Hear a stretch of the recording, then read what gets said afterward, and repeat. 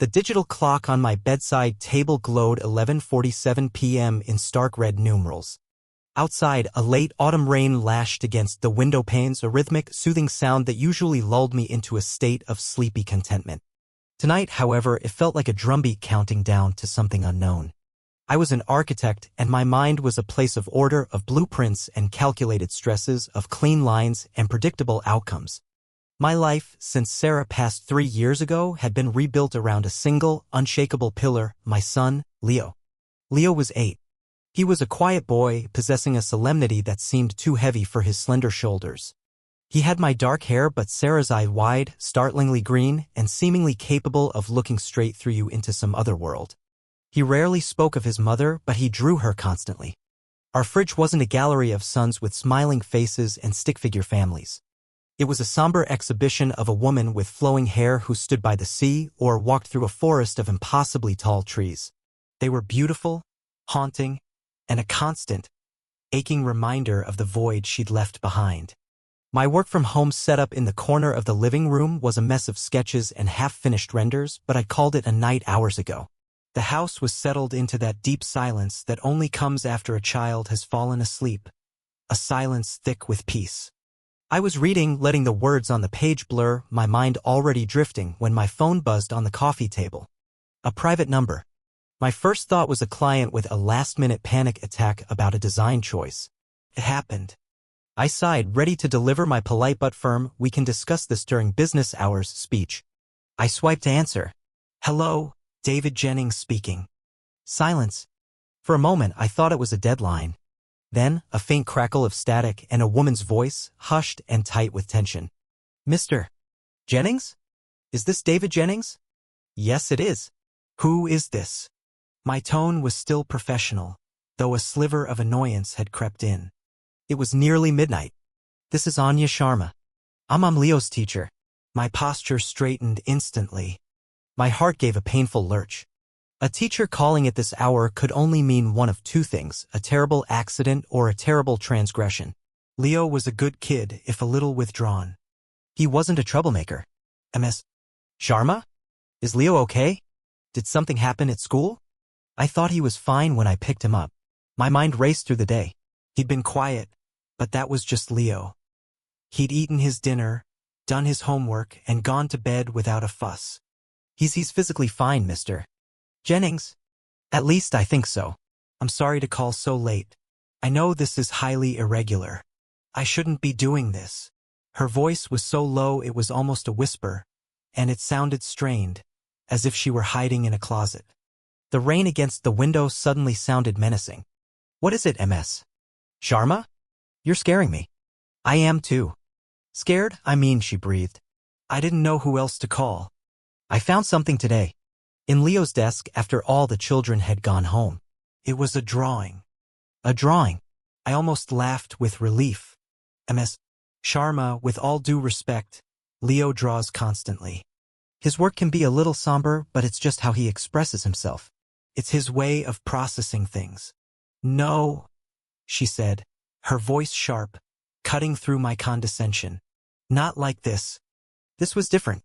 It wasn't on art paper. It was on the back of an old, folded piece of paper. A map, it looked like. And the drawing, Mr. Jennings, it was of a man. A very specific man. And a symbol. The calm I had been clinging to began to fray. A symbol. A bird. A blackbird. Like a crow or a raven, but stylized. Almost like a logo. And the man, he had a scar. A thin white line running down his left cheek, from his eye to his jaw. The description meant nothing to me. It sounded like a character from a movie or a video game. Kids have wild imaginations, Ms. Sharma. He probably saw it somewhere.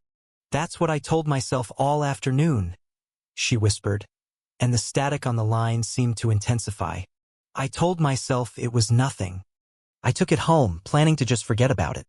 But I couldn't. Something felt wrong. So I unfolded the paper it was drawn on. There was a pause, and I heard her take a shaky breath. It was then that she said the words that turned the blood in my veins to ice. "My son's teacher called me late at night and whispered something that froze my blood instantly." She continued, her voice barely audible over the sound of my own heart pounding in my ears. "Mr. Jennings, the map wasn't of a fantasy land. It's a map of our town. And it has an X marked on it. The X is on your street. On your house. I was speechless. The cozy living room felt suddenly vast and cold. The shadows in the corners seemed to deepen, to crawl towards me. A map. A man with a scar. A symbol. An X on my home. This wasn't a child's fantasy. This felt like a threat. Why would he draw that? I stammered, my architect's mind failing to find any logical structure for this information. That's not all, she said, her voice dropping even lower, filled with a new and terrifying urgency. Over the past few weeks, Leo has been talking in his sleep during nap time. Just little murmurs. I thought it was cute. But today, after finding the drawing, I remembered the name he keeps saying. It's not Dad or Mom. He keeps saying a different name. Alexei. Alexei. The name was foreign, a cold, hard sound that had no place in our small, quiet life. It echoed in the silence of my home. A ghost word. I don't know anyone named Alexei, I said, my voice hoarse. I know, she whispered. Mr. Jennings, I don't think this is about school. I think your son might be in some kind of danger. And I think he's trying to warn you. A chasm opened up in my reality. I answered the call thinking it was about school, but it revealed a terrifying family truth. Or the beginning of one. A truth so alien I couldn't even begin to comprehend its shape. My family was just me and Leo. Our only truth was grief and the quiet struggle to build a new life on the foundations of loss. Where are you, Ms. Sharma? I asked, my voice taking on a new hard edge. I was no longer a confused parent, I was a protector. I'm at home. I feel like I'm being watched. Don't be ridiculous. I snapped, but the words felt hollow. I was already walking to the front window, peering through the blinds into the rain-slicked, empty street. Was that car at the end of the block always parked there? Meet me, I said. We need to talk. I need to see that drawing. Where? Not my home. Not yours. The 24-hour diner. The one on the old highway. The Starlight. It's always half empty. Meet me there in 20 minutes. Can you do that? Yes, she said, a sliver of relief in her voice. 20 minutes. The line went dead. I stood there, phone in my hand, the silence of the house pressing in on me. I walked to Leo's room and pushed the door open a crack. He was a small lump under his dinosaur-themed duvet, his breathing soft and even. The picture of innocence. But now, when I looked at him, I saw a boy with secrets he didn't even know he had. A boy who dreamed of strange men and whispered foreign names. I pulled on a jacket, grabbed my keys, and scribbled a hasty note in case he woke up, though the thought of him waking up alone now filled me with a primal dread. Just popped out for milk. Be right back. Love, Dad? A pathetic lie to cover an unspeakable fear. The drive to the Starlight Diner was a blur of slick roads and neon reflections. My mind was a whirlwind. Sarah. My sweet, gentle Sarah. She was an orphan, raised in the foster system. She had no family, she'd always told me. Her past was a blank slate, a story of quiet survival. We had built our life from scratch, just the two of us and then the three of us. There were no hidden corners, no dark secrets. Or so I had believed. Ms. Sharma was already there, huddled in a booth in the far corner, away from the windows. She looked smaller and younger than she did at parent-teacher conferences. Her dark eyes were wide with fear, and she clutched her handbag to her chest like a shield. I slid into the vinyl seat opposite her. The air smelled of stale coffee and grease. Thank you for coming, I said, my voice low. She just nodded, fumbling inside her bag. She pulled out a folded, slightly crumpled piece of paper and slid it across the table. My hand trembled as I picked it up. The paper was old, yellowed at the creases. It was some kind of official document, a property deed or something written in a language I didn't recognize. Cyrillic characters. Russian, maybe? On the back was the drawing. It was unmistakably Leo's style, the same heavy, certain lines he used to draw his mother. But the subject matter was chilling. The man's face was sharp and angular, his expression cold. The scar was exactly as Ms. Sharma had described it, a pale, jagged line against his cheek. And below the face, drawn over and over again, was the symbol, a stylized, almost geometric crow, its wings spread wide. It was menacing, predatory. Then I looked at the map. It was crude, drawn from a child's perspective, but the landmarks were clear: the town library, the big oak tree in the park, the bridge over the creek. And there, at the end of our cul-de-sac, was my house, with a big, messy X drawn right over the roof. I felt a wave of nausea. "He's never seen anything like this?" I whispered, tracing the outline of the crow with my finger. "We don't watch violent movies. I monitor his internet use." "Where would he get this from?" "From a memory MS," Sharma said softly. "A suppressed one, maybe." Trauma can do that to a child. The mind buries what it can't handle. But it never truly goes away. It leaks out. In dreams. In drawings. Trauma. The only trauma in Leo's life was losing his mother. And that was a slow, painful process of illness, not a violent event involving scarred men and cryptic symbols. I leaned forward. "The name. Alexei. You're sure?" "Positive. He's said it at least 3 times in the last month." My world was tilting on its axis. Nothing made sense. Every logical explanation I tried to construct fell apart. I was an architect. I dealt in facts, in measurements, in solid reality. This was something else entirely. This was a ghost story. I thanked MS. Sharma, my words feeling clumsy and inadequate. I told her to go home, to lock her doors, to try and forget this happened. I promised I would handle it. She looked at me, her eyes full of pity and fear, and I knew she didn't believe me. I didn't believe me either. Driving home, my mind wasn't just racing anymore. It was fragmenting. I kept seeing the crow symbol, imagining it branded onto our front door. I kept hearing that name. Alexei. When I got back inside, the house felt different. Violated. The note I'd left on the counter seemed to mock me. I went straight to my office and sat down, staring at the family photos on my desk. Me and Sarah on our wedding day, beaming. Me, Sarah, and a newborn Leo looking impossibly small and fragile in my arms. A life built on love and transparency. A lie. It had to be a lie. But which part? My gaze fell on Sarah's old writing desk. A beautiful antique cherrywood piece-eyed, kept in the corner of my office. I never used it. It was still filled with her things, stationery, pens, old journals filled with her graceful, looping script. I hadn't had the heart to clear it out. It was a shrine. An idea, cold and terrible, began to form in my mind. Sarah was the orphan. The woman with no past. The blank slate. What if the slate wasn't blank? What if it had been wiped clean? I walked over to the desk and ran my hand over the smooth, cool wood. My heart hammered against my ribs. I felt like a trespasser, a grave robber. But I had to know. For Leo. I started with the drawers. They were filled with the mundane artifacts of a life cut short. Old receipts, dried-up pens, half-finished poetry. Nothing. I pulled out her journals. I'd read them in the weeks after she died, desperate to hear her voice again. They were filled with her love for me, her joy at being a mother, her fears about her illness. Nothing about a scarred man, or a crow, or a boy named Alexei. I was about to give up, to dismiss the entire night as a bizarre, stress-induced fantasy when my fingers brushed against the inside of the top drawer. A small splinter of wood. I felt around. There was a slight indentation, a seam that didn't quite match the grain. My architect's eye, trained to spot imperfections, zeroed in on it. A false bottom. My breath hitched. With trembling fingers, I worked at the edge of the panel. It resisted, then gave way with a soft click. Beneath it was a shallow, hidden compartment, and inside the compartment was a slim metal box. It wasn't locked. I lifted the lid. The contents were sparse, but they rearranged my entire universe.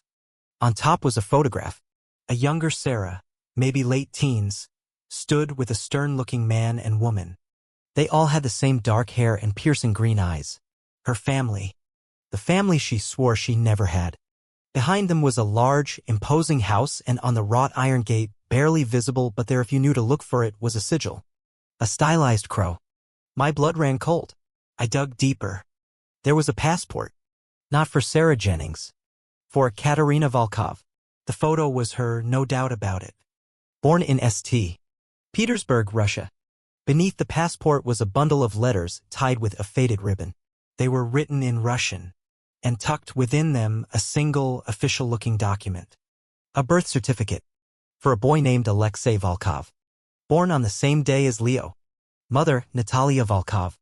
Father, Ivan Volkov. My son was not my son. My wife was not who she said she was. My entire life, the bedrock on which I had built my sanity after her death, was a meticulously crafted lie. I sank to the floor, the documents spread around me like shrapnel from an explosion. The air was knocked from my lungs. It wasn't just the betrayal. It was the scale of it. The years of deception. Every shared smile, every whispered secret, every moment of our life together was now tainted, recast in a sinister new light. Her paranoia about not having a social media presence. Her insistence that we move to this quiet, unremarkable town. Her fierce, almost desperate love for Leo. It wasn't just maternal instinct. It was the instinct of a protector guarding a secret. Then, at the very bottom of the box, I found one more thing. A single, sealed envelope with my name, David, written on it in her familiar script. My hands shook so violently I could barely tear it open. Inside was a single sheet of paper. My dearest David, the letter began. If you are reading this, then the worst has happened. Not my illness, that was a mercy I never deserved. But the other thing. It means they have found us or are close to it. And I am not there to protect you. There is no easy way to say this, so I will be direct, as I should have been from the start. Nothing I told you about my past was true. My name is Katerina. The family I ran from is called the Vorontkos. They are not good people, David. They are criminals, powerful and without mercy. I escaped them, wanting a normal life. A life like the one you gave me. The second, and most important, truth is about Leo. He is not our son. He is not my son. He is my nephew. His name is Alexei. His parents, my brother Ivan and his wife, defied my father. They tried to leave the organization. The Voron does not permit this. They were killed. I was the only one who could get to the boy before they did. I took him and I ran. I found you, David. The kindest, most decent, most wonderfully ordinary man I had ever met. You were my hiding place. You were his salvation. Loving you was the only true thing I did. Please believe that. It was real. But it was built on a lie, and for that I will never be able to forgive myself. I had to give him a new name, a new life, a past so clean no one would ever look twice. I had to erase Alexei Volkov from the world, but I see now that you can never truly erase the past. It lives in the blood. It lives in memory. Every word was a hammer blow, shattering the image of the woman I loved into a million unrecognizable pieces. The grief I felt was immense, a physical weight pressing down on me, crushing my chest. But it was what she wrote next that truly broke me. The final paragraph that took the shattered remnants of my heart and ground them into dust. What she said next crushed me completely. They will never stop looking for him, David. He is the last of my brother's line, and to my father, he is property. A loose end. They may have found out about my death, and that will make them bolder. The drawing you have likely found means Leo is remembering. The crow is their mark. The man with the scar is my cousin, Dmitri. He is their most relentless hunter. He will not stop until he has the boy. My illness gave us a few years of peace, but that time is over. There is a bag, a box of cash, and documents in a hidden compartment in the hall closet floor. You must take Leo and run. Don't look back. Don't contact anyone. Disappear. It is the only way he will survive. Forgive me, my love, for all of it. I sat there on the floor of my office in the ruins of my life, a dead woman's confession in my hand. The rain had stopped. The silence of the house was no longer peaceful. It was the silence of a tomb. I looked at the letter, at the Russian passport, at the birth certificate of a boy named Alexei. My son. He was still my son. The love I felt for him wasn't a lie, even if everything it was built on was. That love was the only solid thing left in my world. And it was in mortal danger. I stood up, my legs unsteady. My grief was a roaring inferno, but beneath it something else was hardening. A cold, sharp resolve. I walked to Leo's room and stood in the doorway watching his small chest rise and fall. He was not just the legacy of my love for Sarah anymore. He was the legacy of a dead brother, a murdered sister-in-law, and a woman who had given her life to protect him. He was a secret. He was a target. And I, the ordinary architect, was now his only guardian. The world had shrunk to the four walls of my office. For how long I couldn't say. Minutes bled into an hour. The shock had subsided, leaving behind a landscape of pure, crystalline terror. Sarah Snow, Katarina's letter wasn't a confession, it was a battle plan dictated from the grave. And the first command was to run. My architect's mind, accustomed to deconstructing problems into manageable steps, kicked into gear. It was a desperate, automatic response, the only thing keeping me from curling into a ball on the floor. Threat. Dmitri, the man with the scar. The Voron. Objective, disappear. Asset, Leo/Alexei. Resources, go bag. Cash. Documents. I moved with a dreamlike precision, a man possessed. First, the hall closet. I pulled up the rug, my fingers searching the old hardwood floorboards. Just as she'd said, one board felt different.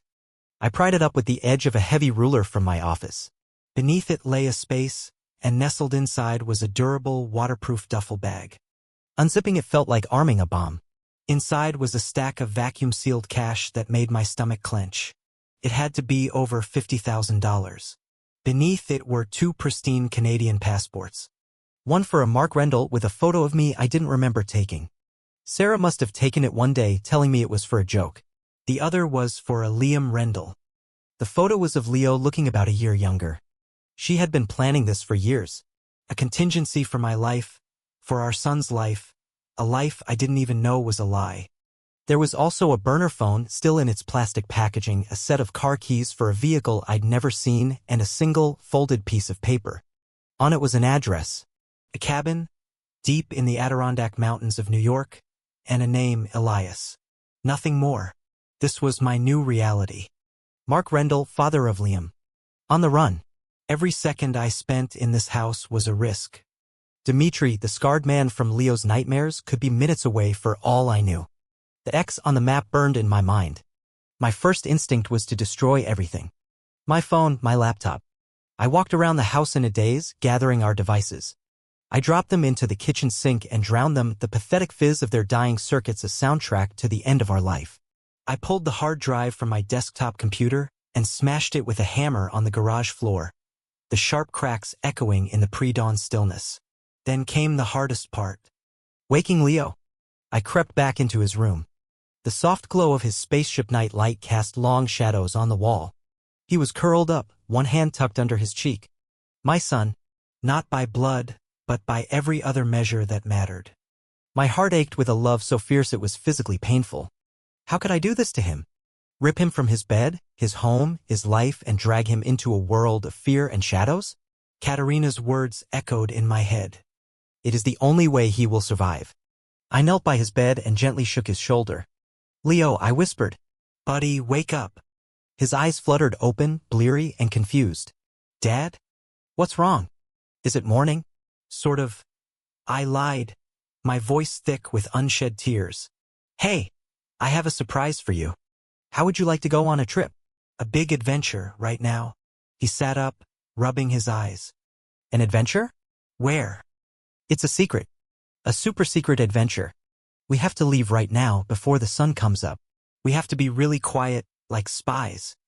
The word spies caught his imagination. A small flicker of excitement lit up his sleepy face. Like in the movies? Just like in the movies, I said, my heart breaking.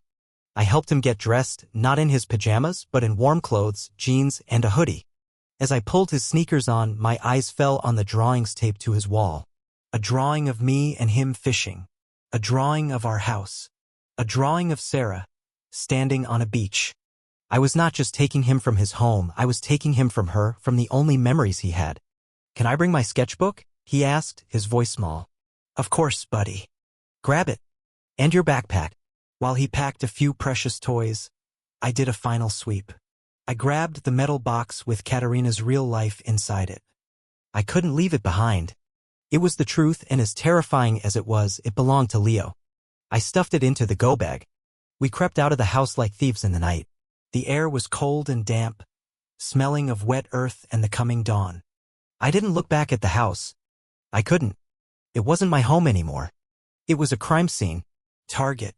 The new car keys were for a beat-up, 10-year-old station wagon parked 2 streets over. It was nondescript, anonymous, perfect. Sarah Katarina had thought of everything.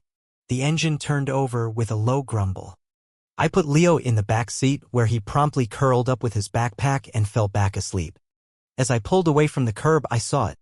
A dark sedan parked halfway down the block, the same one I'd noticed earlier.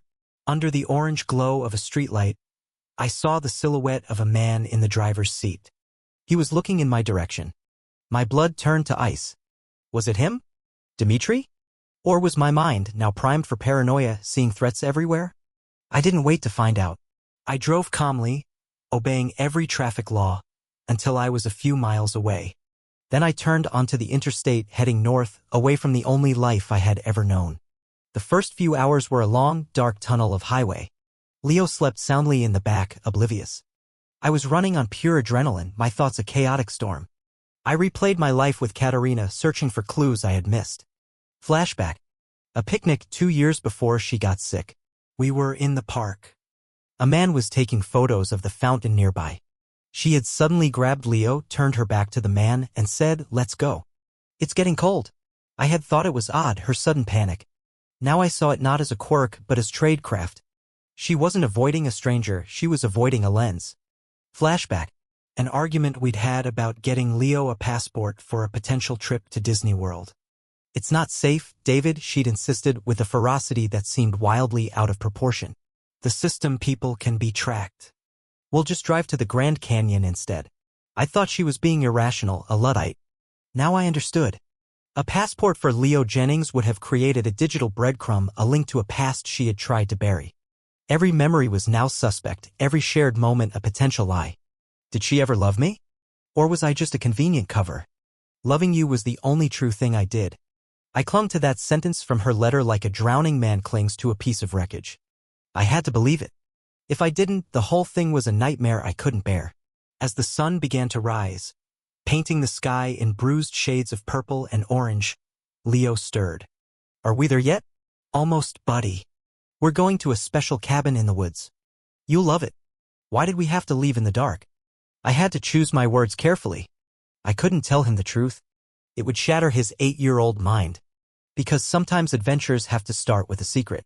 And our secret is that some people, some not-so-nice people, want something that belongs to us. And we have to keep it safe. He looked at me with his mother's searching green eyes. "What do they want?" I hesitated, my hands tightening on the steering wheel. "They want a story," I said, the words coming to me from nowhere. "A very old story. And you, my boy, are the main character." He seemed to accept this. He turned his attention to his sketchbook, and for a while, the only sound was the hum of the tires on the asphalt and the scratch of his pencil on paper. Hours later, we stopped at a grimy gas station in the middle of nowhere. I used the cash to fill up the tank and buy us some junk food. As I paid, I remembered the burner phone. I needed to do one last thing. Back in the car, while Leo was engrossed in his chocolate bar, I powered it on. I had one call to make. I dialed the number for the school, my heart pounding. I asked for Ms. Sharma. Anya Sharma, her voice answered, sounding wary. "Ms. Sharma, it's David Jennings," I said, my voice low. "Don't say my name." "Oh my God," she breathed. "Are you okay? Is the boy okay?" "We're okay. We're gone. I had to thank you. You saved his life. You saved our lives." "What was it? What was going on?" "I can't tell you. It's better if you don't know. But I need you to do something for me. If anyone comes asking police, anyone, tell them you don't know anything. Tell them you were mistaken about the drawing. Say it was just a kid's fantasy. Your involvement puts you in danger. Do you understand?" There was a pause. "Yes," she said, her voice firm. "I understand. Be safe. Both of you." I ended the call and snapped the phone in half, tossing the pieces into a roadside trash can. That was it. The last tie to our old life, severed. We were ghosts now. Mark and Liam Rendell. The rest of the drive was a tense, surreal journey through the changing autumn landscape. We left the flat highways behind and entered the winding, hilly roads of the Adirondacks. The trees were a riot of red, orange, and gold. It was beautiful, but I could find no peace in it. Every car that appeared in my rearview mirror was a potential threat. Every small town we passed through felt like a trap. I tried to talk to Leo, to probe gently into the source of his drawings. "Hey, bud," I said, trying to sound casual. "That drawing you did of the man with the line on his face. Where did you see him?" He looked up from his sketchbook, his expression blank. "I don't know. In a dream, I guess." "And the crow?" The blackbird. He shivered, a small, involuntary movement. He's the crowman's friend. He watches. The simple, childish words were more chilling than any adult threat. He watches. Finally, after nearly 12 hours of driving, I found the address from the note. It was a barely there dirt track that snaked off the main road into a thick forest of pine and birch.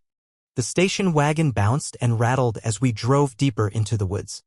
After another mile, the trees opened up into a small clearing. There stood a rustic, log cabin, smoke curling lazily from its stone chimney. It looked like something out of a fairy tale. As I killed the engine, the cabin door opened. A man stepped out onto the porch. He was older, perhaps in his late 60s, with a thick mane of white hair and a weathered face that looked like it had been carved from granite. He held a shotgun resting casually in the crook of his arm. He watched us, his eyes narrowed, missing nothing. This had to be Elias. I got out of the car, holding my hands up in a gesture of peace. Elias, I called out. My name is Mark. Katerina sent me. The man's expression didn't change, but he lowered the shotgun slightly. Katerina is dead. His voice was a low, gravelly rumble. I know, I said. She left instructions. For me and the boy. He looked past me at Leo, who was peering out the car window with wide, curious eyes. Elias's hard expression softened just for a second. A flicker of something pity or maybe memory crossed his face. Get him inside, he said, turning and walking back into the cabin. It's getting cold. The inside of the cabin was one large room, warm and smelling of wood smoke and coffee. A fire crackled in the hearth. It was the first time I had felt even a semblance of safety in 24 hours. Elias poured me a mug of black coffee that was strong enough to dissolve steel. He sat across from me at a rough-hewn wooden table while Leo explored the cabin, his fear momentarily forgotten in the face of this new, rustic playground. So Elias began, his eyes fixed on me. Katerina's architect. The hiding place. She told me about you. The ordinary man. He didn't say it like an insult, just a statement of fact. She told me about you, too, I said, taking out the metal box and placing it on the table. She said you could help. He nodded, looking at the box but not touching it. I knew her father. Old Konstantin Volkov. A monster in a bespoke suit. I worked for him a long time ago. Before I got out. He said got out like a man describing a prison break. The Voron is not a family. It's a disease. Katerina was the only good thing to ever come out of it. She had a strength her father never understood. The strength to walk away. They killed her brother, I said, the words feeling like ash in my mouth. Ivan was a fool, Elias said bluntly. Brave, but a fool. He thought he could take what was the Voron's money, information, and just leave. Konstantin made an example of him. And his wife. They would have taken the boy, too. To raise him in the family way. To turn him into one of them. Katia got to him first. He finally looked at Leo, who was now sitting by the fire, sketching in his book. He has his mother's eyes. Natalia's. She was a good woman, too good for that family. He looked back at me. You've done well to get him this far. But they will not stop. The boy is the last of that line. He is a loose end, and Konstantin hates loose ends. And Dmitri lives for the hunt. The man with the scar, I said. Elias's jaw tightened. Dmitri is Katia's cousin. He grew up in her shadow, always jealous. When she escaped, he took it as a personal failure. Finding her and finding the boy is his obsession. It is how he will finally prove his worth to the old man. We sat in silence for a moment. The only sounds the crackling fire and Leo's pencil strokes. The temporary peace I had felt was evaporating, replaced by the grim reality of our situation. We hadn't escaped. We had just reached a new, temporary safe house in a war that would likely last our entire lives. What do we do now? I asked, my voice barely a whisper. Now, Elias said, standing up and walking to a window, peering out into the darkening woods. You learn. You stop being the ordinary man. You learn to watch, to listen, to think like they do. You learn to be a ghost. I will teach you what I can. But in the end, it is up to you to keep him safe. A week passed. A strange, timeless week of deceptive peace. Elias taught me how to spot a tail, how to lose one. He showed me how to live off the grid, how to use cash without leaving a trail, How to notice things an ordinary person would miss: a broken twig on a path, a car that passes twice the way a person's eyes move. I was a fast learner. Fear was a powerful motivator. During the day, Leo seemed almost happy. He loved the woods. He followed Elias around like a shadow, watching him chop wood and check his traps. He drew pictures of the trees, the animals, the cabin. The scarred man and the crow did not appear once. I allowed myself a sliver of hope. Maybe the trauma was fading. Maybe we could have a life here. It was on the 8th night that our fragile peace was shattered. We were cleaning up after dinner when there was a sound from outside. A low crunch of tires on the dirt track. Elias and I froze, our eyes meeting across the table. He put a finger to his lips, grabbed his shotgun, and flattened himself against the wall next to the single window, peering through a crack in the curtains. My heart hammered against my ribs. I grabbed Leo, pulling him behind me, my body shielding his. "Stay quiet," I whispered into his hair. "It's one car," Elias breathed, his voice tight. "A black sedan. It just stopped at the edge of the clearing. The engine is off." We waited. The silence was absolute, broken only by the frantic beat of my own heart. Minutes stretched into an eternity. Then, a car door opened and closed. Footsteps, slow and deliberate, crunched on the gravel path leading to the cabin. "He's alone," Elias whispered, a note of confusion in his voice. "He's not armed. Not that I can see." The footsteps stopped on the porch. A moment later, a soft, polite knock sounded on the door. It was the most terrifying sound I had ever heard. "He knows we're here," Elias said grimly. "This isn't a raid. It's a negotiation." Another knock, louder this time. Then a voice, smooth and cultured, with a faint Russian accent, cut through the night. "Elias, I know you were in there, and I know you have something that belongs to my family. I have no quarrel with you.